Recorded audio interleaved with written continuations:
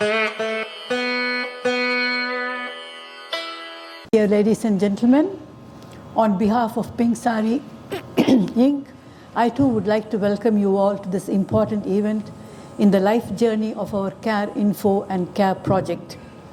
I would like to begin by acknowledging the traditional owners of the land on which we are meeting today, the land of the Darug people, and pay my respects to their elders, past and present. Today, I stand before you to present a brief reflection on our 18-month journey of the CANINFO and CARE project. But before I do that, we must ask this question to ourselves. Does culture play a role in cancer and cancer care? What do you think? The answer is a definite yes. There's extensive research highlighting the crucial role of culture in cancer care, demonstrating how cultural factors influence beliefs, behaviors, and experiences related to cancer, impacting everything from screening and treatment adherence to end-of-life care. Just a few points on how culture impacts cancer care. Cultural beliefs about the causes, prevention, and treatment of cancer can significantly influence a person's willingness to seek screening, adhere to treatment plans, and engage in self-care. Cultural beliefs and societal attitudes towards cancer can lead to stigma and discrimination, impacting the psychological well-being of individuals and their families. Cultural factors, including language barriers, trust in the healthcare system, and the socioeconomic status, can create barriers to accessing timely and appropriate cancer care. Hence, the importance of a culturally sensitive and responsive approach to service delivery in the cancer context.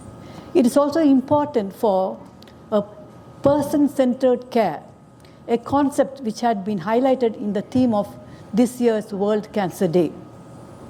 Thus came about our CANINFO and CARE project against this backdrop. The project has been funded by Cancer Institute New South Wales, which has been always encouraging and supportive of our journey throughout this project. So through the CANINFO and CARE project, Pink Sari aims to develop a channel to deliver information, support, referrals, and links to relevant support services for persons of South Asian origin who have been diagnosed with cancer and are undergoing treatment, as well as for their carers, in a way that is culturally sensitive and responsive in order to achieve equitable outcomes within this population. This project is being piloted in Western Sydney and Southwestern Sydney local health districts. So how did we do it? Working partnerships were first established with Crown Princess Mary Cancer Centre, Westmead Hospital, and Liverpool Cancer Therapy Centre, Liverpool Hospital, for promoting this project amongst South Asian patients. Brochures were distributed to cancer staff and posters were put up in the 2 cancer care centres. Following this, community consultations were held to assess their needs and to identify gaps in services. Then target populations were engaged through face-to-face workshops and online sessions on various topics relevant to their information and support needs.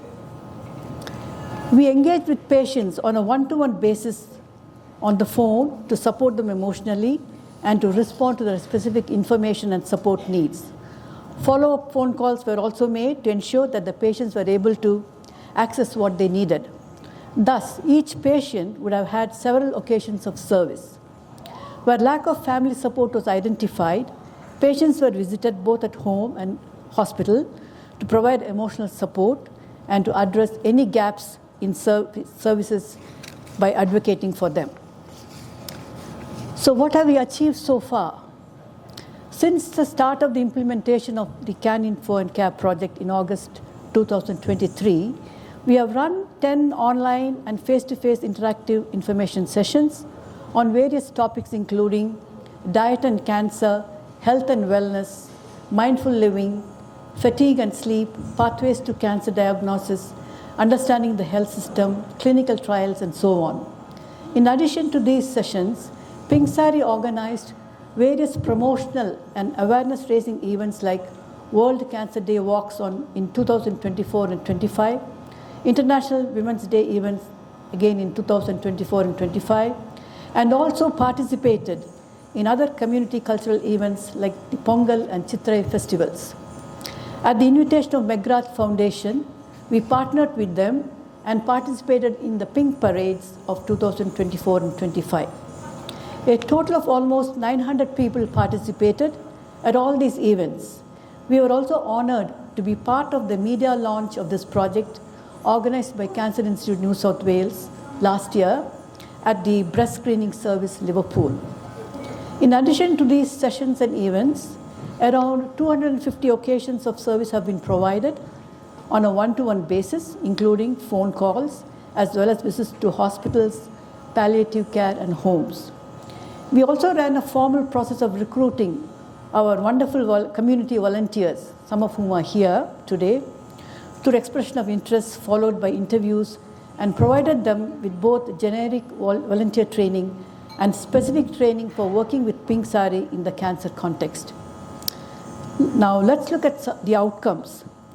Preliminary analysis of pre- and post-evaluation survey responses indicated that participants had acquired increased knowledge and understanding about the concerned topic and were willing to apply this knowledge in a practical sense. We had GPs, many of whom are here, and specialists as well, as speakers at these sessions and on the Q&A panel. This motivated the participants to actively engage in the discussion and ask questions to seek more clarity on the concerned topic and related health matters. Overall, we learned the following from participants' feedback.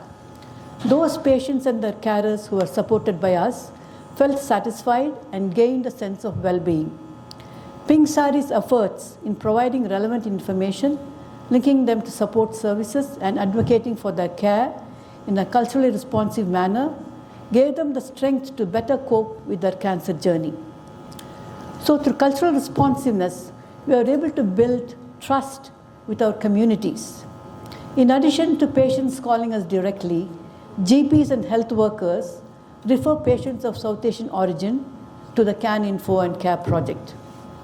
Today's event also marks the end of the funding tenure for this project, but we did not want to call it a finale event. We need to continue this service with even more gusto, as there's a growing demand, and miles to go before we sleep, as Robert Frost said. By sharing with you our reflections on our 18-month journey and the fact that there's more and more work to do, we seek your support in raising awareness about the CANINFO and CARE project within your networks so that affected people can reach out to us. Our vision is to lessen the impact of cancer in South Asian communities. In Helen Keller's words, we can do anything we want to do if we stick to it long enough. Thank you very much.